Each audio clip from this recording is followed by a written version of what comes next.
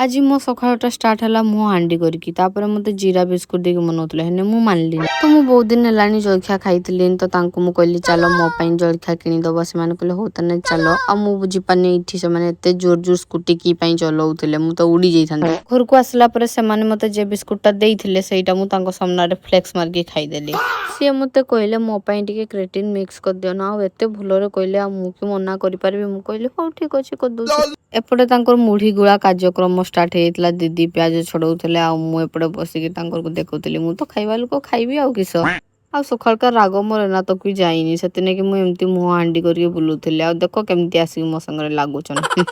मत आगु कजल लगेवाई किए पसंद आसलानी के जानी किंतु एबे मो आँखि टिके बहुत कुंडी होती मु कजल डेली लगाऊँ आ मत भल भी लगुच कजल लगेला बेलू से मुझे लगे होती दीदी ये बसते बसते शुई जाइए आ डरते खोजुली किंतु से टाइम रे से उठीगले मजाटा हो पारानी